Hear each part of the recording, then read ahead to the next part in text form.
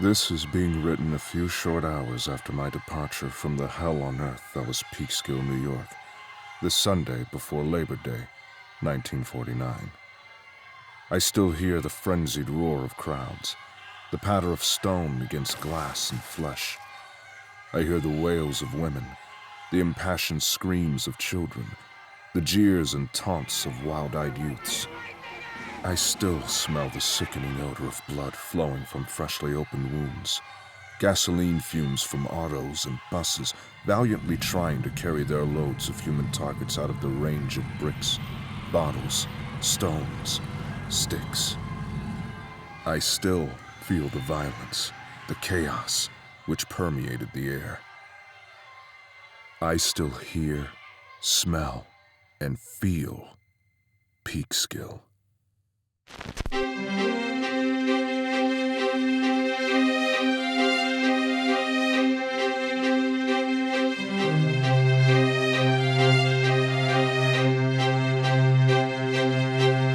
Did my Lord deliver Daniel, deliver Daniel, deliver Daniel?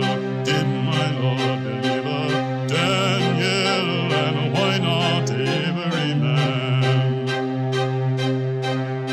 He delivered Daniel from the lion's den, Jonah from the belly of the whale, and the Hebrew children from the fiery furnace, and why not every man? Did my Lord deliver Daniel, deliver Daniel, deliver Daniel?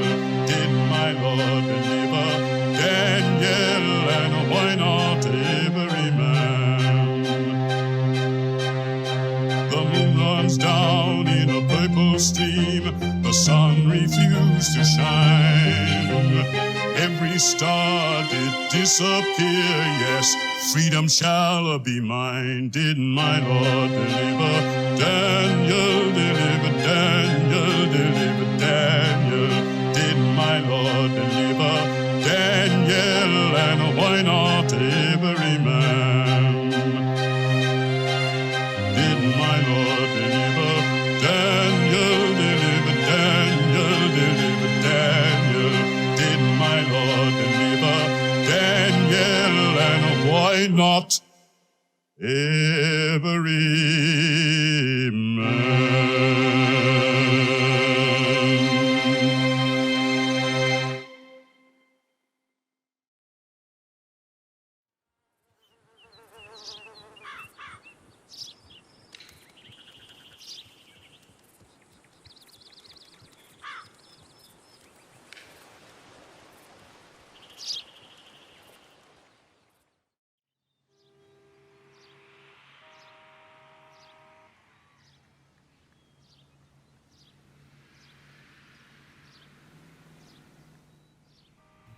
Paul Robeson, noted Negro singer and in recent months an avowed disciple of Soviet Russia, will make his third appearance in 3 years in the Peekskill area. Sponsoring the concert is People's Artists, an organization listed as subversive and branded as a communist front. Funds collected by the sale of tickets will be used for the benefit of the Harlem chapter of the Civil Rights Congress, cited as subversive by former U.S. Attorney General Tom Clark. It was also termed by the Congressional Committee on Un-American Activities as dedicated not to the broader issue of civil liberties, but specifically to the defense of communists and the Communist Party.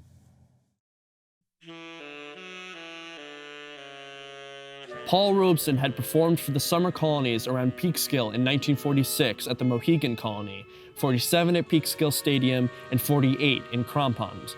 In 47, the American Legion had urged Peekskill natives to boycott the event, which was the only one of Robeson's concerts to ever take place within Peekskill.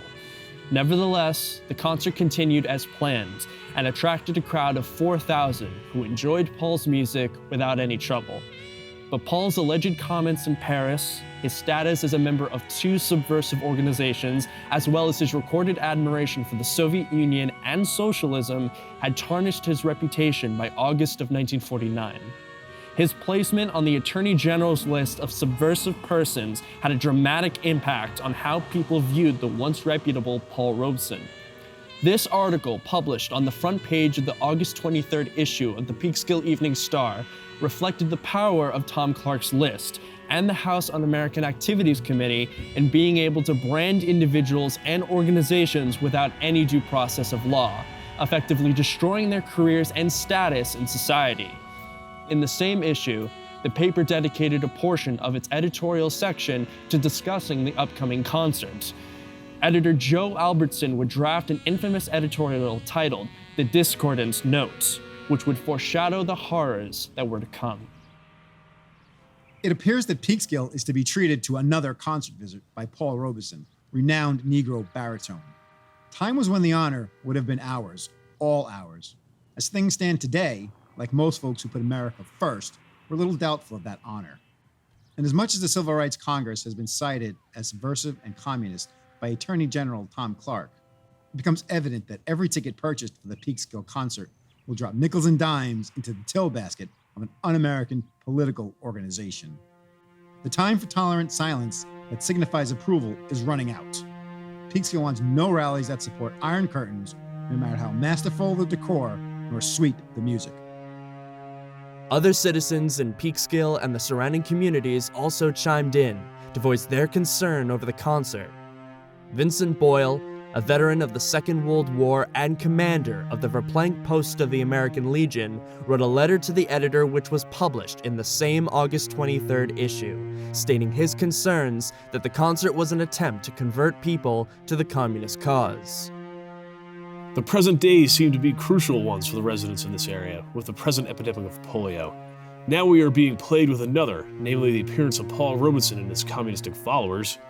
It is an epidemic because they are coming here to induce others to join their ranks, and it is unfortunate that some of the weaker-minded are susceptible to their fallacious teachings, unless something is done by the loyal Americans of this area. Quite a few years ago, a similar organization, the Ku Klux Klan, appeared in Verplank and received their just reward. Needless to say, they have never returned. I'm not intimating violence in this case, but I believe we should give the matter serious consideration and strive to find a remedy that will cope with the situation in the same way as Verplank. The same result, they will never reappear in this area. Coming from one of Verplank's oldest Irish Catholic families, the mention of the infamous battle against the Ku Klux Klan in his hometown many years before was sure to invoke an emotional response from many other Catholics in Peekskill, which at this point now represented 1/3 of the population of the city. The comparison of these subversive groups to the Klan, followed by a similar call to action against Robeson and his followers, contradicts his refusal to intimate violence in this case. But for Boyle, protest alone was insufficient.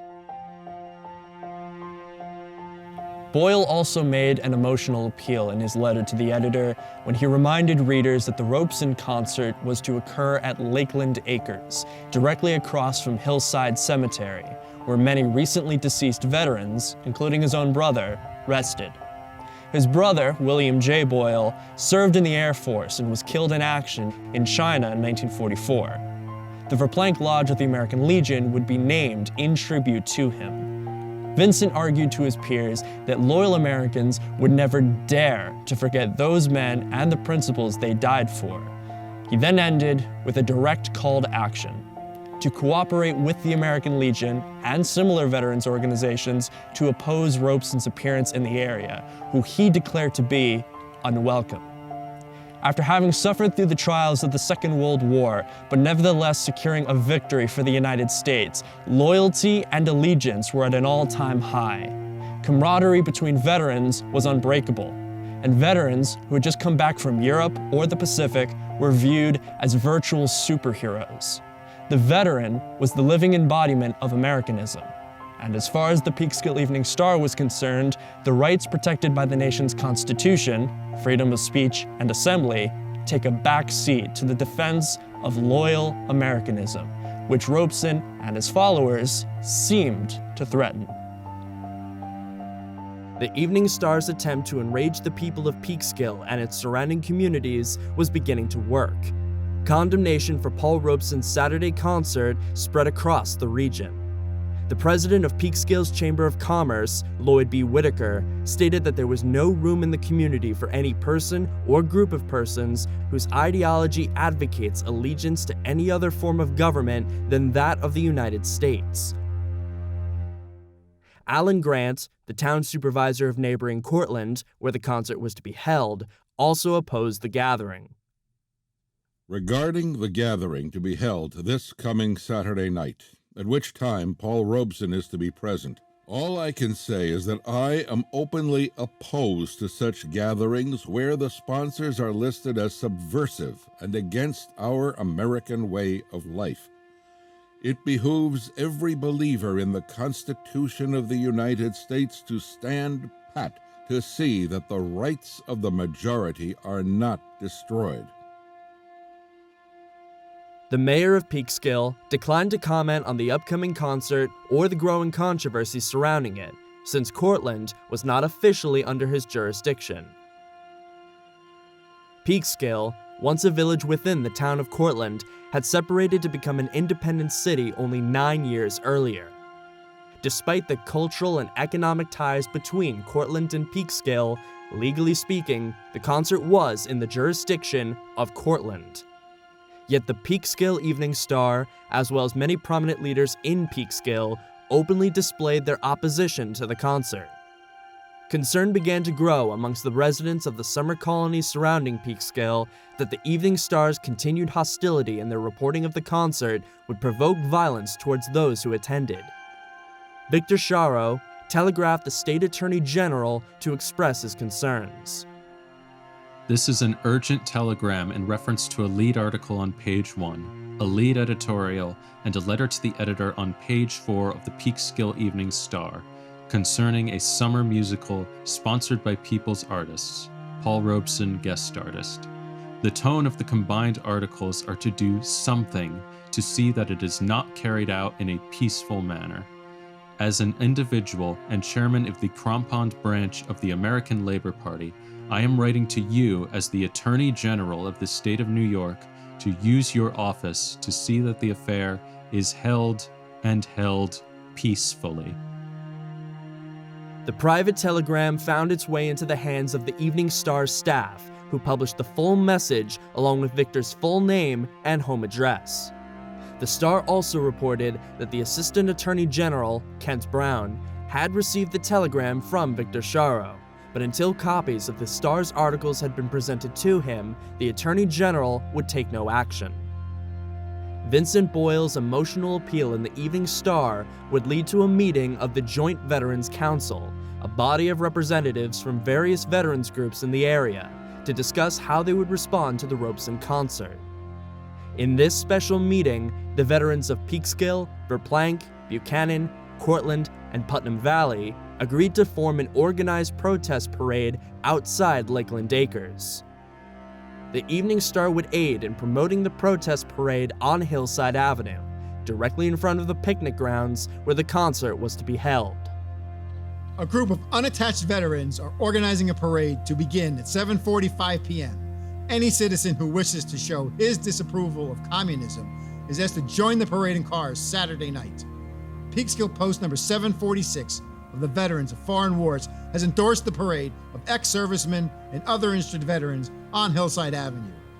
In a prepared statement, Commander John Zimmer said the VFW has taken a definite stand against the appearance of Paul Robeson. He urged all veterans to attend the parade. Disapproval over Robeson's performance was also voiced by the Junior Chamber of Commerce, who condemned Paul and the concert as un-American. The Evening Star's movement to antagonize Paul Robeson, his followers, and the concert was snowballing quickly. But not all of Peekskill citizens were comfortable with the rapid growth and hostility towards Saturday's performance. 11 local residents would come together and compose a telegraph to the Attorney General's office, the Westchester County Executive, and the Westchester County District Attorney, warning of possible violence. While they did not know exactly what was going to happen, they could sense the siege mentality in the air of Peekskill, understanding that there was no way anyone was backing down before the weekend came around. On behalf of thousands of residents and vacationists of the North Westchester region, we request your urgent and immediate attention to the following developments. Inflammatory statements directed against the concert, which have appeared in the Peekskill Evening Star of Tuesday, August 23rd. In our view, these statements may inspire illegal action and violence against a peacefully conducted concert. We urge you to conduct an immediate investigation of these statements, as well as the intentions of their authors. We respectfully urge you to take all necessary measures to guarantee that the concert, the artists, the sponsors, and guests are fully protected in the peaceful enjoyment of their civil liberties. County Executive Herbert Gerlach responded to the concerned citizens by stating, "The right to free speech and free assembly is not limited to any particular group or person," but their message had been referred to the district attorney. Gerlach added that he had every confidence the matter would receive all necessary and proper attention. The Hawthorne Barracks of the New York State Police commented only that no unusual circumstances were expected, but troopers would be on hand if needed. It seemed to many that local authorities were, at best, indifferent to the anti-Robeson hostility growing rapidly in Peekskill. More letters would be written by concerned citizens who defended Robeson's constitutional right to hold his concert, as well as letters that criticized the Evening Star's dogmatisms and exacerbations of anti-communist fears. I am not a communist, and I have a firm faith in the Constitution of our country. I don't believe it is going to be undermined every time someone that somebody doesn't like holds a meeting. And I don't think we shall be subverted because Mr. Robeson is going to sing for an organization that is going to help Negro people, even if some of them are communists. In fact, I firmly believe that we are in far more danger from the attitude you and your correspondent have taken than we would be from a million communists. The hysteria you are attempting to stir up can do more harm in our community than anything it may be designed to prevent. I hope that it will stop, that God will give you the sense to view things a little more objectively, and that Mr. Robeson's concert will be well attended and enjoy the success that a performance by an artist of his high attainment deserves. Editor's note: Mr. Robeson's political stature has become more crystal clear to the American public than it was on his first appearance here 2 years ago. While those who opposed Robeson were defended by the Evening Star, residents such as Mrs. Mobile, who opposed the paper's anti-Robeson stance, would be threatened routinely by anonymous callers after her letter to the editor was published.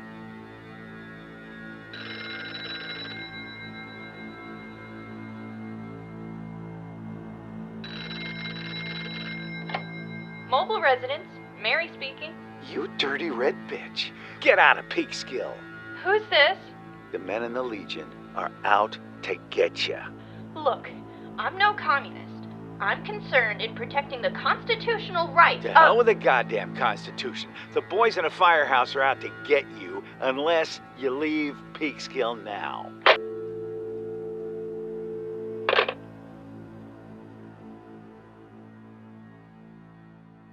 Mrs. Mobile would receive dozens of calls, as would many others who had criticized the Evening Star, defended Paul Robeson, or were otherwise suspected of being a communist.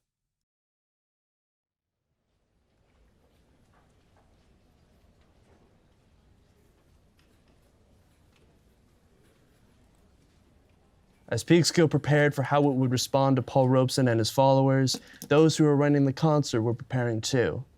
People's Artists Incorporated reached out to novelist Howard Fast, a writer of many essays as well as novels and historical fiction. Fast was also sympathetic to the issues that plagued the working class, and was in many of the same left-wing circles as Paul Robeson. He was also an outspoken member of the Communist Party, who wrote his own testimony of the Peekskill Riots, making his opinion of Peekskill very clear. Peekskill is the only town of any size thereabouts, and it is less than an industrial center than a lower middle-class shopping hub. A conglomeration of stores, filling stations, pool rooms, lunch counters, and real estate offices. A backwash of a city. A festering, shrinking, forgotten city a one-time prosperous riverboat station now left behind and bypassed by the rush of American industrial development. When People's Artists asked him to be the chairman of the concert on August 27th, he initially declined. Though he respected their mission in raising funds for unions, he intended to spend the summer at a house he was renting in Croton-on-Hudson, 6 miles from Peekskill, to enjoy some peace and quiet with his 2 children and their nurse. He was persuaded to change his mind when he was informed that Paul Robeson would be performing. Knowing that his young daughter loved Paul's music, he was eventually swayed into accepting the position of organizing the concert. It was to start at 8 p.m. and be over before 10. All seemed smooth and easy on the surface. Fast wouldn't give the concert much thought until the morning of August 27th. That morning, his nurse begged him not to take his children to the concert. He reluctantly agreed, making it clear to her that he believed nothing was going to happen. Upon being picked up by members of People's Artists, Fast was informed of the articles in the Peekskill Evening Star, as well as the veterans' intention to hold a protest parade outside Lakeland Acres. The group had also heard rumors of local boys and men liquoring themselves up in preparation for the evening. In Peekskill, the Evening Star printed their final articles before the concert. It was estimated that roughly 2,000 would attend the concert, while the veterans were expecting to have as many as 5,000 participate in the protest against Paul Robeson and his followers. The state police barracks in Hawthorne publicly stated that they would not send any extra patrols to the picnic grounds, while the county sheriff, Fred Rusco, said that a force of deputies would probably be sent out should the need arise. The Evening Star also printed a harsh response to those who had requested aid from law enforcement and government officials in keeping the peace. Sponsors of the Paul Robeson concert, to be held this evening in Peekskill, have protested to the county executive and the district attorney because the Peekskill Evening Star has told its readers in plain language just exactly the kind of man Robeson is, and just who are his political sponsors. Those who protest this frank newspaper treatment are always the first to cry aloud for the right of free speech when they think their own civil rights imperiled. In fact, the minorities that are the most vehement in demand of their own rights are the most intolerant in granting similar privileges to the majority. It was the belief of Supervisor Alan Grant that toughies from the city would come up to the concert to cause trouble. Ironically, he would use this as the justification to request state police to be present to protect the parade. But in fact, the majority of concertgoers were vacationists who had lived in the region every summer for years. While their politics, religions, and customs were different, this region was their home too. But just like Alan Grant, many local residents of Peekskill and its surrounding communities did not believe this to be true. So as the men, women, and children of the local colonies began to depart for the concert, forces in Peekskill also began to organize. While friends, musicians, and idealists look forward to being amongst like-minded people to hear the great Paul Robeson sing in the safety of the hollow where Lakeland Acres was located, veterans and other citizens of the region were preparing to drive out the outsiders once and for all.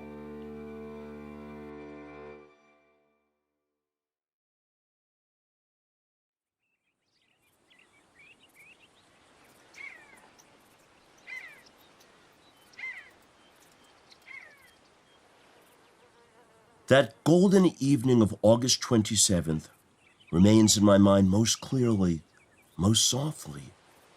It was such a soft and gentle evening as one finds on the canvas of George Inness. But even he could create that dewy nostalgia only when he painted one part or another of the wonderful Hudson River Valley. Howard Fast would arrive at Lakeland Acres around 6:50 p.m., noting that on Hillside Avenue, cars were parked solidly on either side of the road, with an unruly crowd of men who jeered and thumbed their noses at him as he entered. Driving down from the main road into the hollow where the concert was to occur, Fast took in the large platform, 2,000 wooden folding chairs and spotlights that had already been set up. A bus arrived with attendees from the Golden's Bridge colony of Lewisboro. No one else had arrived yet, leaving Fast solely responsible for the several dozen men, women, and children who also arrived early. Hillside Avenue, today named Oregon Road, is very narrow, only allowing for one lane of traffic each way. In 1949, the entrance to the Lakeland Acres picnic ground was here. The road to the picnic area went down a narrow embankment with sharp dirt sides dropping about 20 feet to shallow pools of water, until the road swept down into a valley with a beautiful meadow and a small pond. Across the street was Hillside Cemetery, Assumption Cemetery, and the cemetery of the Old St. Peter's Church. The picnic area in the hollow was not visible from the top of the hill on Hillside Avenue, and the main road was not visible to those within Lakeland Acres. As the sun set that evening and the light faded to give way for the darkness that was to come, the lack of visibility between the road and the concert grounds worsened. Different perspectives would capture different events related and unrelated to one another, making the complete story of August 27th impossible to understand through just a single eyewitness account. The veterans demonstration was scheduled to begin directly in front of the entrance to Lakeland Acres, so as to jam the line of march and prevent attendees from entering the concert grounds. As veterans assembled for the parade on Aberdeen Road, lingering veterans and protesters signaled down concertgoers attempting to enter the picnic grounds. One veteran drew a line in the dust with his shoe, daring any concertgoer to cross. When a black man attempted to drive into the grounds, the crowd of veterans began hurling rocks at his car until he was forced to flee. Around 7 p.m., Howard Fast recalled how the evening's chaos began. The boy running brought the trouble to us. I watched him as he came into sight around the bend of the road, running frantically. And then we crowded around him, and he told us that there was trouble, and asked if some of us would come. We started back with him. I thought this would be no more than foul names and fouler insults. We ran up to the entrance, and as we appeared, they poured onto us from the road with billies and brass knucks and rocks and clenched fists. And suddenly my disbelief was washed away in a wild melee. Behind them were hundreds more. And up and down the road, hundreds more. It appeared that before the parade had officially begun, opponents of Robeson had gathered at the entrance to Lakeland Acres, blocking it with a truck parked across the road, and a great barricade of rocks piled high. This melee only lasted for a few minutes, as Fast and the small group of men and young boys who had come up from the valley were able to hold them off. I also had a chance to look at the boys in the Legion caps, and they were by no means boys. They were in their 30s and 40s and 50s, many of them in their 50s. Tip over any gin mill in Peekskill or Shrub Oak, and this is what you'd get. The time was 7:10, and there was still daylight bathing the trees in a golden glow. 3 deputy sheriffs arrived on scene, shouldering themselves through the crowd of anti-Robeson protesters to get to Howard Fast and his group at the entrance to the grounds. Fast spoke with the sheriffs, hoping to have the roads cleared, but according to him, they were argumentative, treating Fast and his crowd as though they were responsible for the trouble. Nevertheless, they agreed to talk to the angry crowd. As they walked away, Fast took in the growing crowd of veterans, spectators, and other protesters along Hillside Avenue, realizing that not only would the concertgoers be unable to get in, but those with him would be unable to get out. Of the 2,000 expected concertgoers, only 150 ushers, attendees, managed to get in before the angry mob blocked the entranceway. Half of this group were made up of women and children. First, I told the girls to run back down the road, get all the women and children onto the platform, keep them there for the time being, and send every able-bodied man and boy up to us. The remaining men from below appeared, and I counted what we had. All told, including myself, there were 42 men and boys. I quickly divided them into 7 groups of 6, appointing a leader for each group. 3 lines of 2 groups each. In other words, there were 3 lines of 12 formed across the road where the embankment began. Each line anchored on a wooden fence, our flanks protected by the ditch and the water below. The 7th group was held in reserve in our rear. I looked at my watch again. It was 7:30 p.m. It was at this time that the mob rolled in for a second attack. According to Howard Fast, cries were made by the attackers to lynch Robeson, along with hurls of racial and anti-Semitic epithets toward Fast and the concertgoers present. They poured down the road and into us, swinging broken fence posts, billies, bottles, and wielding knives. Their leaders had been drinking from pocket flasks and bottles right up to the moment of the attack. Now, as they beat and clawed at our lines, they poured out a torrent of slogans and obscene words. The first line took the brunt of the fighting, from rocks and clubs hurled at them, and the second line behind them linked arms, as did the third, forming a human wall to the mob, so that those in the hollow would be safe. The angry crowd pulled back their attack, though Fast and the other concertgoers had now been pushed back 20 yards to a narrow part of the road. At around the same time, news reached Fast that a group of rioters were set on entering the concert grounds from the other side. Fast detached the 7th line he had formed to send them down to guard the women and children in the hollow. Before they left, I told the driver to pull his truck to where the embankment began and to swing broadside. We'd been pushed back more than 20 feet in the course of the fighting. A few more feet, and we'd no longer have had the protection of the embanked road, and they could have simply swarmed around us and would have been all over. But with the truck to back us up, we could have held that embankment for a long time. In that time, the sun sank below the hills to the west of us, and the shadow of twilight came. The sun had gone down, and darkness filled the valley. But something different happened in the ranks of the attackers: organization.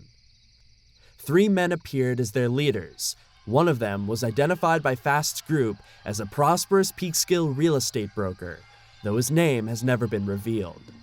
Fast could see from a distance that these 3 men were joined by a 4th man in a heated discussion, which ended with the 4th man being sent down to meet with Howard Fast. A good-looking man of 30 or so walked into our line and in a not unfriendly manner told me he was a rail worker, a Peekskill resident, and had been drawn into this because he belonged to the local Legion post. "I don't like commies no better than the next one," he said, "but this kind of thing turns my stomach. I'm on the wrong side. I should be with you guys instead of them. But what I want to know is this. Will you call it off if we do?" "We never called it on," I said. "Well, someone did. And now will you call it off?" "If you empty the road and let us get a police escort, we'll clear out. We have 150 women and kids down there in the hollow, and we're not going to send them into that pack of wolves." He went back and resumed his whispered argument with the 3 leaders of the mob. But as he slipped over the embankment, they attacked us. And that was the last time I saw the rail worker. This attack was more deliberate. They closed slowly with all their weight, forcing the now 36 concertgoers back onto a small bridge until the 3 lines were pressed against the truck they had parked behind them. They were in a bottleneck. Fast witnessed the rioters concentrate their attention on a tall, well-muscled black laborer. Like yapping dogs around a huge wolf, they clawed at him, and he swept them off and drove them back. Through the mad scene in front of him, quick flashes of white light cut through the darkness from all around him. Photographers from various papers surrounded the brawl, documenting the violence. Still, no police were present to stop the attacks. Our lines leaned against the truck. half of us bleeding, all of us sobbing, our clothes torn, our scalps open, our faces scarred, and already it seemed that the nightmarish battle had gone on forever. How much more? Someone asked. They were screaming at us in a full frenzy now, a frenzy of sick hate and bitter frustration. They were full of the taste of death. Every colored bastard dies here tonight. Every Jew bastard dies here tonight. And the reporters watched calmly and took notes. Fast looked at his watch. It was now a little after 8 o'clock. He and the other 35 men and boys who held the line were beginning to contemplate the realities of what was to come next. Suddenly, a faint glow appeared from the far side of the picnic grounds. Unidentifiable at first, the light began to grow higher and wider until it took the form of the cross. We could only see the glare, but the symbolic meaning was not lost upon us. In this sweet land, the movement had been rounded out. The burning cross, the symbol of all that is rotten and mean and evil in our land, had blessed us. Our night was complete, and we would do well to kneel before the new patriots.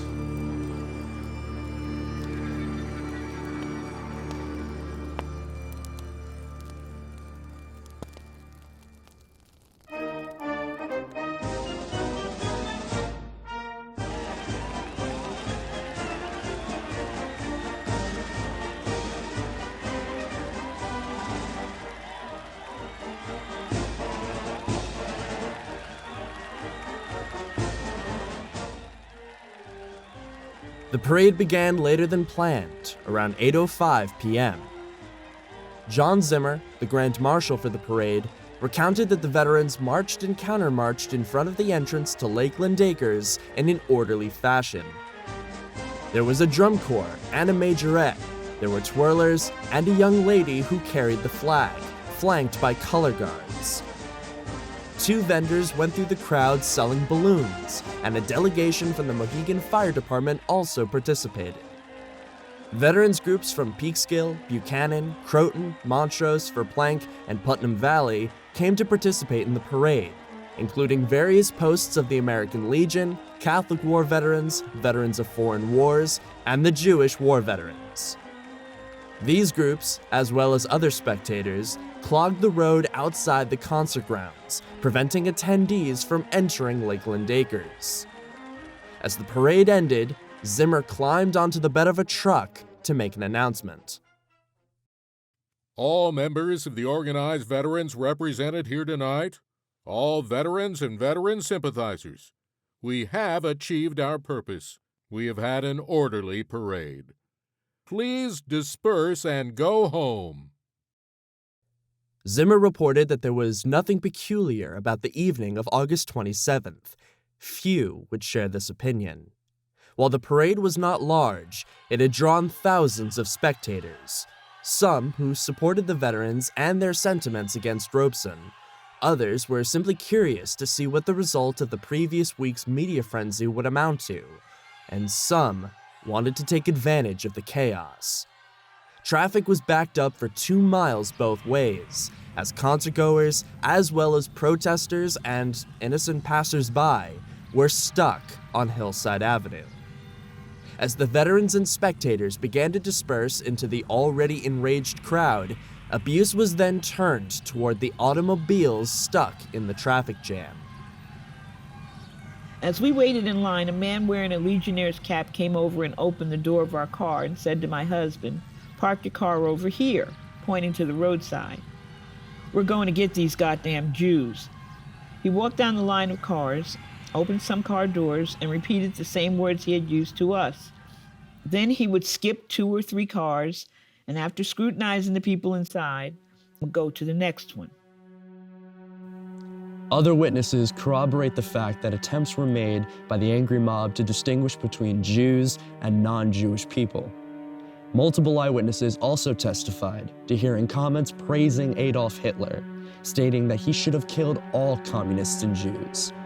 Anyone identified or believed to be Jewish was either verbally or physically attacked. A resident who fraternized with the protesters confessed that he did not fear for his life so much in Germany as he did here, outside Peekskill. The evening of August 27th would be when two different Americas clashed, but this was not a battle in the traditional definition of the word. While this was an ideological battle, the events of this night were not a battle in the literal sense. Rather, it was an attack, fueled by the frustrations that had been bubbling and brewing for many years against communists, real or alleged, African Americans, and notably, Jews. All of this tension, all of this hatred, burst forth on the evening of August 27th, 1949.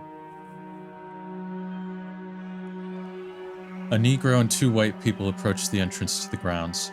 They were stopped by a mob which surrounded them and began to push them around. As I watched, I saw about a dozen men detach themselves from the mob and push the Negro up against an embankment. The Negro kept saying, "I'm an American, I have a right to attend this concert." Suddenly, one of the men struck him. He went down and the gang piled on top of him, yelling, "Kill him! Let's finish him!" They were beating him unmercifully. I saw them kick him in the body and step on his neck. Then I saw a man in soldier's uniform standing on the side. I said to him, "Come on, buddy, this ain't right." He said, "That's right. This ain't the American way," and dashed into the gang.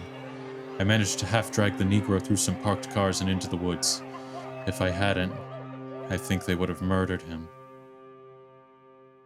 Even though Jews and African Americans took the brunt of the abuse that evening, the mob's main target was stuck in the line of traffic in a small car only a few hundred yards away from the entrance to Lakeland Acres.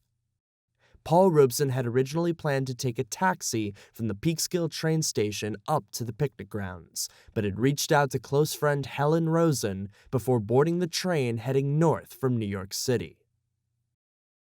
The thing that happened that brought us into it was that Paul telephoned us from Grand Central.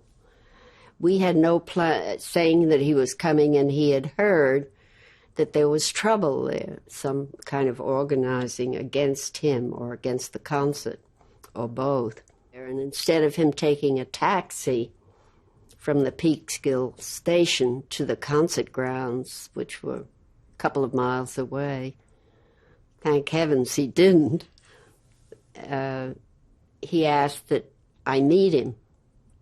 And I thought it was the better part of valor to have some kind of protective surroundings when we met him. I had 3 stalwart friends in the next town, Yorktown, with a better car than we had. And I asked them if they would also meet Paul at the station. They were great devotees of him. And these 3 men came in a decent sedan car, and Paul got blithely off the train, and we had a little conference at the station where there were absolutely no signs of anything going on.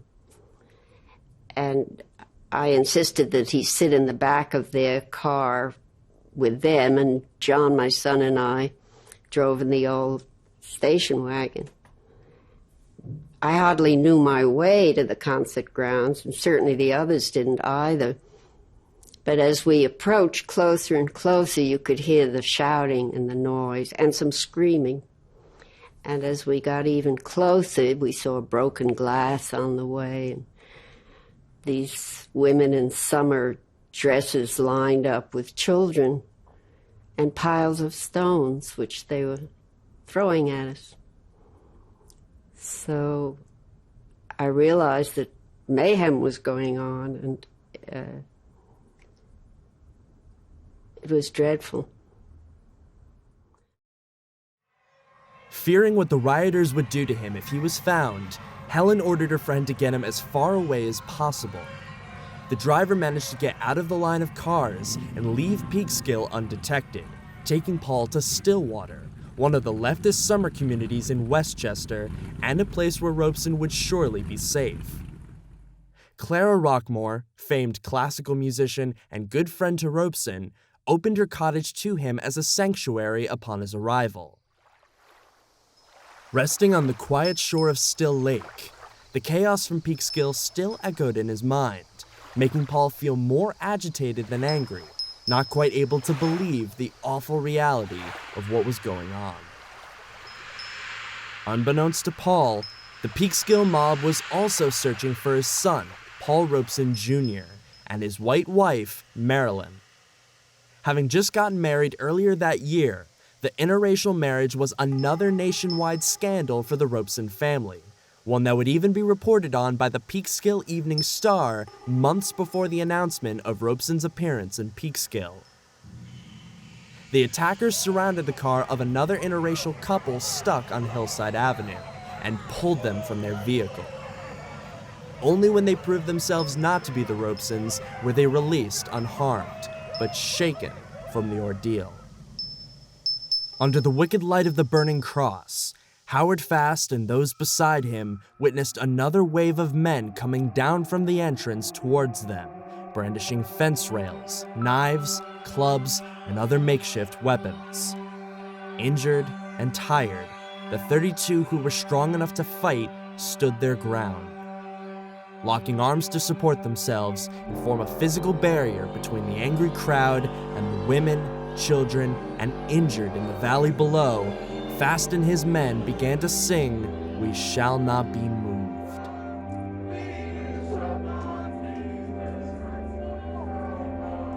One of them threw the first rock. They didn't want to touch us now, or they couldn't, so they turned to the rocks. They moved back and gave themselves more space for throwing. First a rock here and there, then more, and then there was the heavy music of them as they beat a tattoo against the metal side of the truck. We continued to sing. A rock as big as a grapefruit thudded into the belly of the Negro next to me, the one who had fought so well when they clawed onto him. He doubled up and rolled over, and we helped him back to the truck. A Negro lad of 17 or so received a rock the size of a baseball, full in his face. One moment his face, and then a bleeding mass of broken teeth and smashed nose. The white man on my left was struck in the temple and collapsed without a sound. You didn't have to look. When you heard the fleshy thud, the sound of bone and skin breaking, you knew that someone was hit, and there was one fewer to stand on his feet and face the mob, and it was happening very quickly. The volley of rocks had become a rain. It was clear they would not be able to hold their position much longer. The more they waited there, the more of them would be struck down. Knowing they would be useless if they were incapacitated or killed, Fast devised a plan to use the truck they had positioned as a shield, reversing behind them as they made their way down the hill. With roughly 20 men still standing, they began to enact their plan, but the chaos around them was too much to bear. Without warning, the driver's truck, while attempting to turn, spun off the road and down the embankment. Now they were completely exposed, and the road down to the concert grounds was wide open. Now we ran, and we held together as we ran. As we swung around the curve of the road below, I saw the amphitheater for the first time since I had driven in earlier that evening. There was the platform, with the women and children huddled close to it. And as we swung around at the bottom, we saw the mob of hate-maddened fascists break over the hillside and pour down into the light.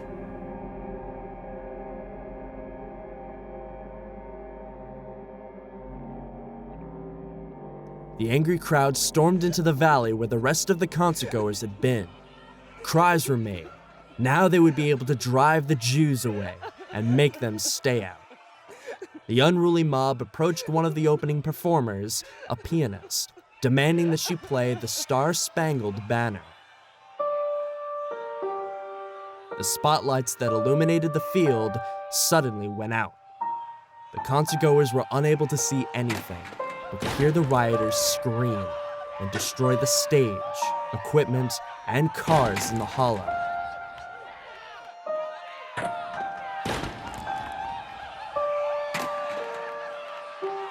Some attempted to escape in their vehicles and were met with a barrage of stones, bottles, and other projectiles hurled at them.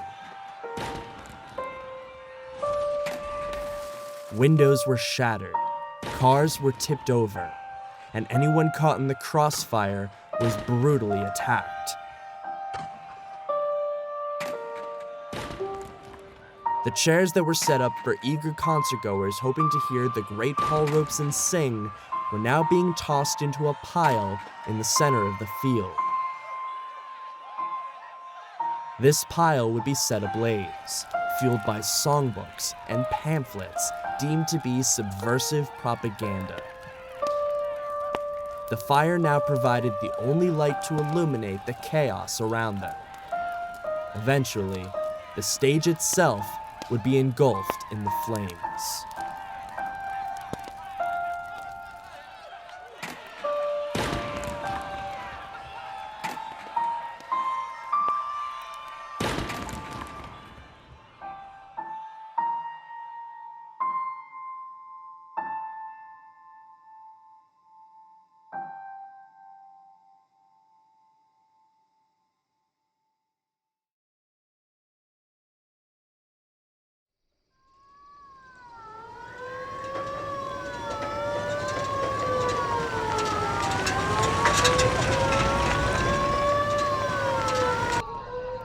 Around 10 p.m., state and county police arrived along with an ambulance. The survivors of the ordeal believed the horror to be over. Most of the attackers scattered, while those who remained were ordered to disperse. None of the attackers were arrested that evening. Instead, the officers on scene immediately ordered Howard Fast and his peers to get down onto the ground. Scared, confused, and badly hurt, it seemed for them the terror would only continue. One of the Westchester police was willing to talk. Briefly, he told me that one of the fascists, William Secor, had been knifed and been taken to the hospital, and a rumor had just come through that he had died. If Secor was dead, every one of us who had held the road against the attacks would face a murder charge. That was why we were being kept here this way, so that they could get a report from the hospital and, if necessary, pull us in on a murder rap. During the clash at the bridge, William Secor, a veteran from Mohegan, had been stabbed in the abdomen. As he was carried back to the road and taken to the hospital, his peers became enraged, prompting the final attack that drove Howard Fast and his group down to the concert site. The accusation was made that it was one of the concertgoers who had stabbed Secor. They were now under heavy guard, pondering their fate as they awaited further information on Secor's condition. Flares were shot into the sky for state troopers to comb the overgrown fields for any attendees hiding, who were flushed out into the clearing and detained with the others. For a half hour, the concertgoers huddled on the ground as their anxiety grew, until a report on Secor's condition was received. The local Westchester cop, the one with a core of something human left inside of him, a small-town cop from a small town nearby, nodded at me, and I went over to him and he whispered, "It's all right now. This guy isn't going to kick in. In fact, he just got a little bit of a cut in the belly, and they don't know who cut him, so you can stop worrying." There was a sudden change in the attitude of the state troopers. They became courteous, kind, obedient, cheerful, just as the book says they are. Those fine gray guardians of the law and the people of the sovereign state of New York, and the big brass of them came over to me and put his hand on my shoulder, nice and warm and friendly, and said, "Look, Fast, what we want now is to get your people out of here, and we're going to get them out, so that not a hair on anyone's head is harmed. I guess you've had a tough night of it, but it's over now, and you can just stop worrying."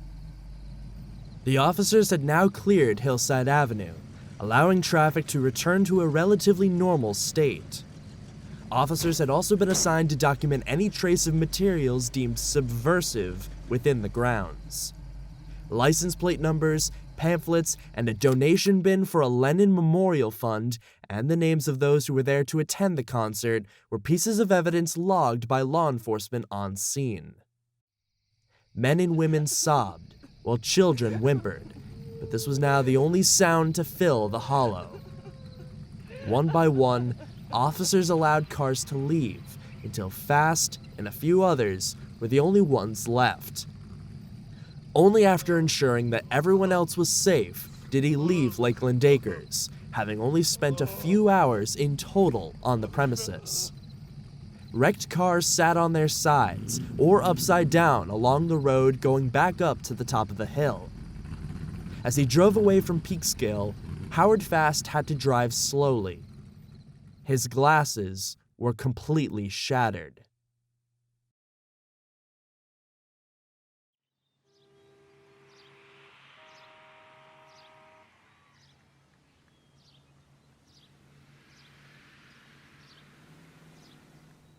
In the wake of August 27th, the community, which had largely been in favor of an anti-Robeson demonstration, now faced an ultimatum. Would they disavow the violent deprival of civil rights that had been committed at Lakeland Acres, or would they double down on their belief that it was a patriotic defense against a subversive invasion? Our objective was to prevent the Paul Robeson concert, and I think our objective was reached. Anything that happened after the organized demonstration was dispersed was entirely up to the individual citizens and should not be blamed on the patriotic organizations. Last night's demonstration should serve notice upon the Pinks that Peekskill and the town of Cortland don't want anything pertaining to Paul Robeson. While many were quick to deflect guilt from the atrocities committed by the mob, they also took pride in having finally lashed out against these subversive elements. Still, no one wanted to be held personally accountable. The Joint Veterans Council argued that the protest parade was held without any disorder and was peacefully disbanded. Leaders from various veterans groups echoed similar statements that those who had participated in the violence were not associated with any patriotic organization. While chapters of the American Legion and the VFW didn't want to admit to participating in violence at all, individual veterans and residents of Peekskill, Cortland, and Hudson Valley, among other communities, openly boasted of their participation, although they were not willing to share their names with the press because, according to one veteran, there was property damage that night, and we don't want to get stuck paying for it.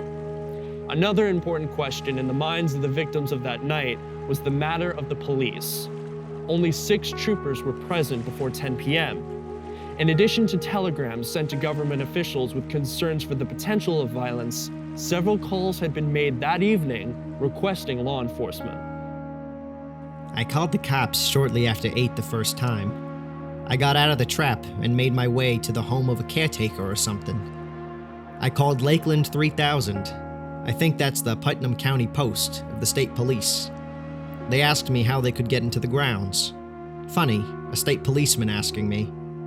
Said somebody would be over in a short time. Nothing happened. Shortly after 9, I asked for the police once again. I got a brush off. I called a third time. The line was busy. But the telephone operator connected me with the Hawthorne Barracks Troop K. While I was calling them, the owner of the property took over the phone and pleaded that they come over to protect his property. After having been accused of not arriving before the 3-hour riot had ended, Sergeant Johnson of the State Police Barracks of Hawthorne made the following statement. In the first place, the vets had a legal right to parade and had obtained a permit. Besides, no one had officially requested the troopers be on hand before the trouble started. There was no need to be there in advance. We don't play into the hands of the commies. We went in when we found that a crime had been committed. John Zimmer, the parade's Grand Marshal, would make a statement in the Evening Star regarding the previous night's events. We attended with our colors, gone past the entrance, turned around and countermarched. And in going back to the entrance a third time, we found the highway clogged. Inasmuch as we couldn't parade anymore, we dispersed, picked up our colors, and started to Peekskill. At that time, however, one of our men had been stabbed, and the incident happened back in the line. From his hospital bed, William Secor would make a similar statement. After the parade, I joined a group of other fellows and we walked down the dirt road off Hillside Avenue. toward a group of persons who were supposed to be at the meeting. I was standing with my group, just talking amongst ourselves when the other group started singing a communist song. The group I was standing with moved forward and I was pushed along with them. The next thing I knew, I felt something strike me in the stomach, and I thought someone had struck me with a stick. I then put my hand on my stomach and felt some blood. At the time I felt the injury, I noticed a colored fellow standing in front of me. When I joined this group, I was not looking for or trying to incite any trouble, but just curious to see what was going on. As far as I'm concerned, right now what I say isn't going to change anyone's mind. If a person's a commie, they believe what the commies are saying. If he's a real American, he'll know that we were right. In the days following August 27th, William Secor became a folk hero in Peekskill. Fundraisers were established to help defray the cost of Secor's medical expenses. Nevertheless, official investigators treated his statement with suspicion. One glaring contradiction between John Zimmer's account and Secor's was that while Zimmer claimed the stabbing occurred at the end of the parade line on Hillside Avenue, Secor admitted that he was within Lakeland Acres, down the dirt road away from the entrance, during one of the attacks, though he professed his innocence as he claimed he had been carried to the scene of the crime by the crowd. Both John Zimmer and William Secor claimed the stabbing took place after the parade ended, but other veterans who were with Secor explained the events quite differently. Some of us rushed down from the road and tackled them guys, and one of our boys, William Secor, got stabbed. We dragged him back to the road and took him to the hospital. We went on with the parade we planned, but then word about the stabbing spread around, and we got mad and lost our heads.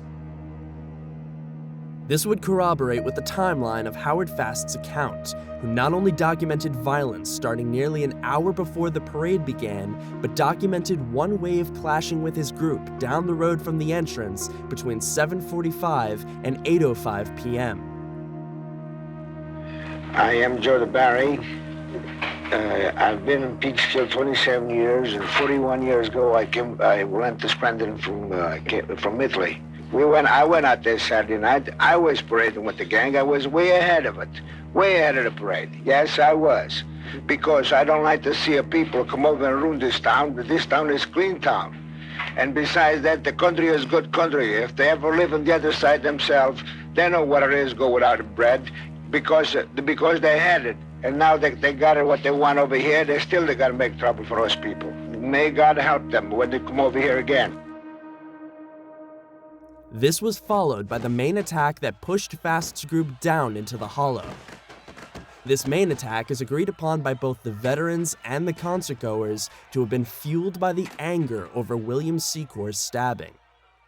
The difference, however, is that the people of Peekskill, and eventually government officials, would claim that no violence took place before this.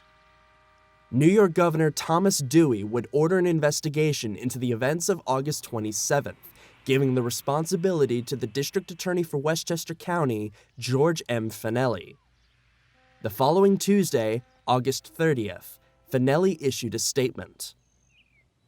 The facts that I now have would indicate that the demonstration by the Veterans Organization was peaceful and orderly, and that after they disbanded, the pro-Robesonites proved the violence when Secor was stabbed by one of their members.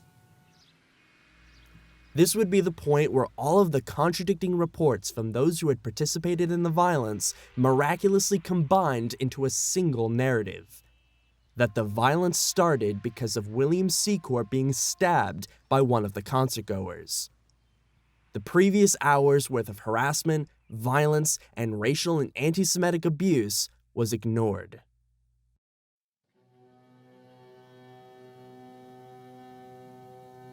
Despite many contradictions and falsehoods, District Attorney Finelli continued pushing this story. Finelli was known in Westchester for having a strong hatred of communists. Worse still, he had a particular prejudice towards the summer colonists of northern Westchester, who he had openly accused of being a threat as early as 1946, when he told the Thornwood Republican Club, "We cannot be too watchful, because there is a definite movement of radical elements who have a planned program of infiltration through these left-wing communities. News of the horrific events at Lakeland Acres had spread across most of Westchester and New York State, and was quickly becoming a national story. However, the narrative would mostly show sympathy for the patriotic veterans who got carried away in their defense against communist subversion. This self-appointed crusader for the communists is a disgrace to his race and his country. It is because of this that we deplore any action that might tend to dignify or perhaps even martyrize the Negro singer. And that is precisely what happened Saturday night in Peekskill. The danger is that the Red Singer, who otherwise seems destined for involuntary obscurity, might gain stature through such incidents. The editorials and articles published reflected the popular opinion that those wishing to attend Paul Robeson's concert were more worthy of suspicion, and that the veterans' use of violence against them was unfortunate only because they regarded violence as a communist tactic. Few papers gave attention to the clear violation of the concertgoers' civil liberties, and those that did were categorized within the left-wing press, such as the Daily Worker. While they were more sympathetic to the true victims of the August 27th attacks, they had their own interpretation as to what caused the events at Lakeland Acres. Let no American delude himself that this was a local affair with local significance only. The violence marks the carefully organized effort to impose police-state terrorism in the USA against the entire Negro people and nation as a whole. This is the hour for Americans to stand up and defend their traditional liberties against imitation stormtroopers defiling the name of patriotism.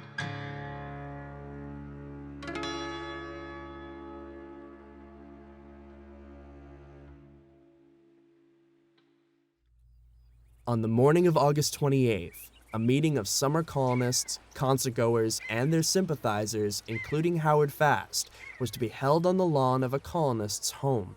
But those in attendance quickly decided to host a larger meeting at the home of Sam and Helen Rosen in Katona. At the Rosen estate, more than 1,000 people arrived to attend the meeting. Police were also present, significantly more troopers than had been called in for the previous night. Here, their task was to record license plate numbers and observe the meeting taking place. We had a meeting and, about 1,000 people came, I think, sat on the lawn. And they decided, I had nothing to do with it, to hold the concert if they possibly could the following Sunday. That meant that they had to find a place, and somebody brave enough to have it, and get Paul's assent to it. Inside the estate, those who gathered agreed to form the Westchester Committee for Law and Order and to protest against the failure of law enforcement and government officials to take steps that might have prevented the violence. They also demanded Governor Dewey oust elected officials they deemed to have been deliberate or neglectful in their handling of the August 27th riot.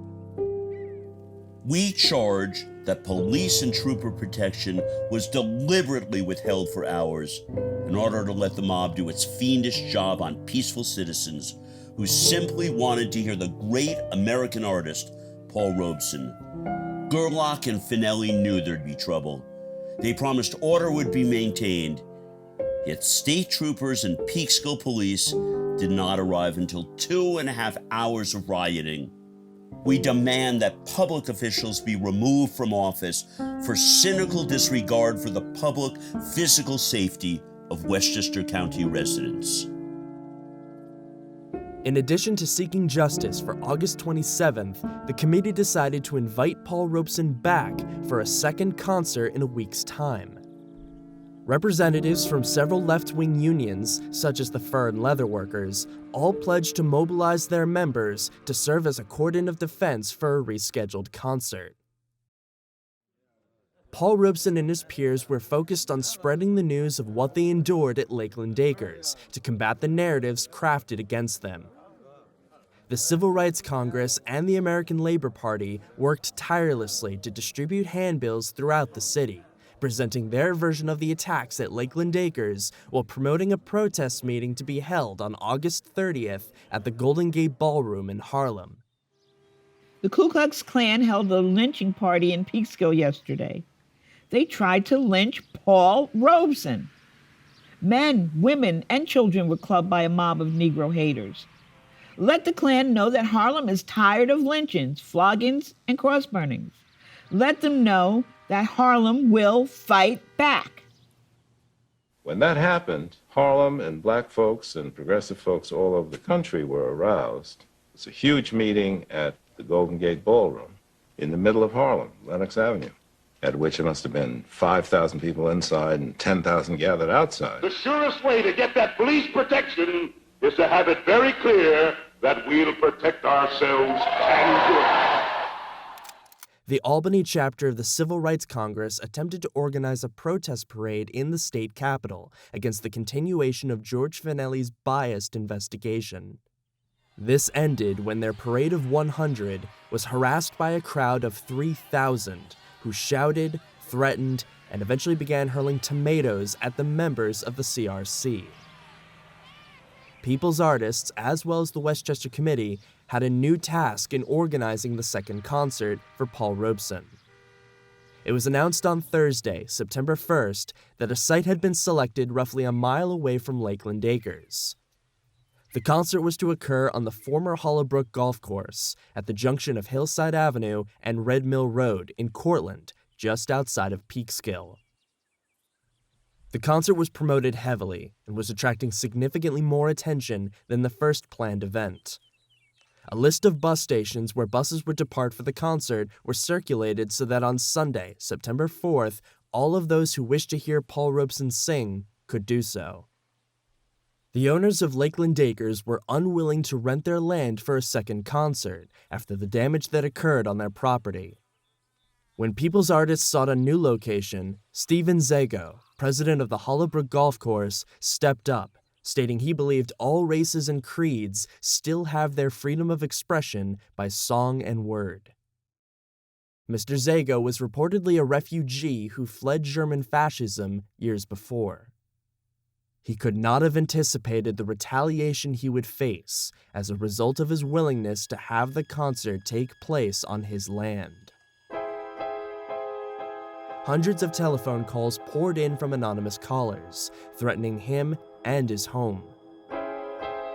Unlike others in the area who had just been threatened, the acts described in these calls were carried out. On 4 separate occasions, attempts were made to set fire to his home. On Friday, September 2nd, at around 3 a.m., a volley of rifle shots were fired from a car moving slowly outside. Bullet holes were found scattered on the front side of his home.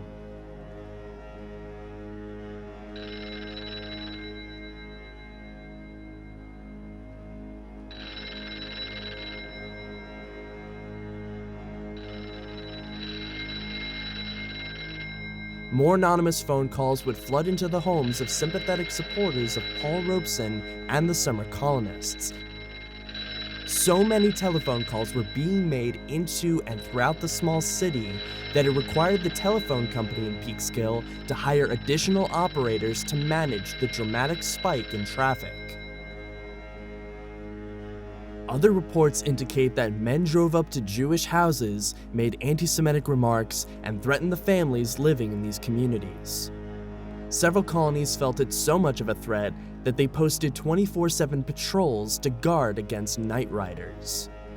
These guards testified that groups of men approached the colonies in the dark hours of the night, but withdrew when they encountered the patrols. What happens after that? It was pretty awful. Some union guys moved in with us, so slept on the veranda because we were under vicious attack by telephone and postcard and anonymous threats. Hold on for a second. I just got to get this affair wrong. Yeah, could you describe the kind of harassment you received? Well, you'd Sam was a busy doctor, and the telephone was sort of our line out and in, and people who wanted to call us nigger lovers and dirty Jews and nasty commies or whatever they could think of tried to usurp our phone. I found out years later, if it's true, that some of the operators, local telephone operators, were in a conspiracy to tie up our phone so that people could get through with their threats.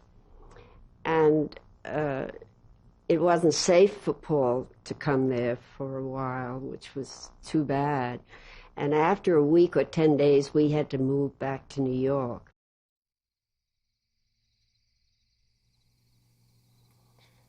The division within the region took other forms as well. For much of Peekskill's recent history, the Evening Star had been the area's main newspaper. Recently, though, another paper, called the Peekskill Shopper, had begun circulation. Owned by an ex-serviceman, Mr. Levinson, he defied what many other veterans in town were doing, and took a stand against the violence, publishing an article which questioned the legitimacy of the peaceful protest and argued that American democracy should be complete and sincere. In response, residents of Peekskill began boycotting the Peekskill Shopper, while veterans visited businesses who advertised in the publication of the paper by threatening them unless they withdrew their support. The paper was then forced to cease publication. In response, those in Peekskill who disagreed with the rioters tried to organize a boycott of the Peekskill Evening Star. This would prompt the veterans groups to form a new organization called the Associated Veterans Group, who would coin a new phrase that would become the motto for those who supported the veterans and their defiance of Robeson and his followers. Wake up, America. Peekskill did. Both in response to critics of the attacks against Robeson's followers and the news that Robeson would be performing near Peekskill again, signs began appearing in storefronts and car windows with the slogan. Peekskill made it clear that a second Paul Robeson concert would not be welcomed. You have to remember, at that time, there was a lot of anti-communist feeling in the whole area, especially among veterans groups. The theme of the opposition in Peekskill was, Wake up, America, Peekskill did. And in fact, many of the local people had the signs in their windows, in their windshields of their cars that said that, Wake up, America, Peekskill did. This whole area of Lake Peekskill, Hudson Valley, Lake Mohegan, had many communist sympathizers. When I drove my car through Lexington Avenue, and I had this sign in my windshield, so I wouldn't be stoned, I was spat upon by some of the people who lived in the Mohegan colony especially. A wave of racketeers also poured into Peekskill, looking to profit from the wave of patriotism, selling American flags for $14 and pressuring businessmen in town to buy one, lest they be thought to be un-American and support Robeson. Letters criticizing the anti-Robeson crowd and the Peekskill Evening Star would be published, conveying an initial impression of impartiality on the part of the Evening Star newspaper. The attitude of your paper and the results obtained should be a warning to our entire community. We don't want fascism here. We don't want stormtroopers on our roads. We want our Bill of Rights enforced and our lives and property protected. We urge you to print this letter in the name of common decency, fair play, and a free press. The Evening Star's response, however, would reveal its true bias in the following comment featured in the upper right-hand corner of the August 31st issue. It is interesting to note the devious ways the pinks in this area are revealing themselves. On the same day that news made it to Peekskill of a second Robeson concert, the veterans of Peekskill planned to hold a protest parade against the concert. And once again, they planned to hold their parade directly in front of the concert site, The Evening Star ran a front-page editorial pleading with the veterans to avoid trouble by staging their protest in Peekskill. Perhaps even they understood that with a larger concert coming to the area, they could not afford to be held accountable should any more blood be spilled. Despite this, the Associated Veterans planned for a demonstration with estimates of up to 30,000 veterans participating. Vincent Boyle was once again a driving force behind the protest, attempting to make it clear that violence was not on the veterans' agenda. In a surprising move, District Attorney Finelli, who was adamant that the fault of the previous attacks was on the concertgoers and not the veterans, claimed he met with the Veterans Committee in a meeting that lasted for 4 hours, where he reportedly begged them to move their demonstration to another location in order to preserve public order. His attempts were unsuccessful. This parade, like the first, was given a legal permit by Town Supervisor of Cortland, Alan Grant, and once again, the veterans were allowed to proceed.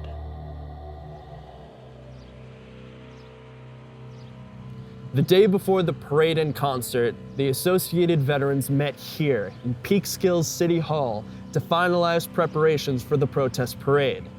They scheduled the parade to begin at 12 p.m., 2 hours before the scheduled starting time of the concert. Unsure of how many veterans would actually participate, they hoped and planned for a large showing, estimating the parade would last 2 to 3 hours. Having mostly been silent on the issue, Governor Dewey ordered as many state police as possible to be sent to Peekskill to oversee the events. He also released a statement on the day before the concert was scheduled to take place. In this country of ours, the greatest free nation left in the world, we must maintain and even strengthen the ideals and principles of our free republic. The rights of free speech and of assembly are guaranteed to all, regardless of their political beliefs. These rights must be respected, however hateful the view of some of those who abuse them. A pro-communist meeting has been scheduled to be held at the former Hollow Brook Country Club in Westchester County on Sunday afternoon. In view of the disorders which occurred at a similar meeting last Saturday, the Sheriff of Westchester County has requested the aid of the state police to provide, for the assistance of the sheriff, all members of the state police who can be made available to help in preserving the public order. The sheriff and the district attorney of Westchester County have been advised that I hold them strictly accountable for the full performance of their duty. A warlike mentality now filled the air in Peekskill. State troopers began arriving the day before, staying in the barracks of the nearby National Guard encampment at Camp Smith. Roughly 1,000 specially deputized policemen drawn from 31 Westchester County cities, towns, and villages would be on scene at the concert. The local citizens, in their zeal to display their patriotism by suppressing a subversive element, allowed it to grow into a national spectacle. Estimates expected the numbers of those attending would grow into the tens of thousands. Those who wouldn't otherwise attend the concert, or who may have initially felt uninterested in Paul Robeson or his politics, now planned to come to Peekskill in support of him. As the sun rose on Sunday, September 4th, few could have imagined that before the day's end, America would be woken up, as Peekskill had.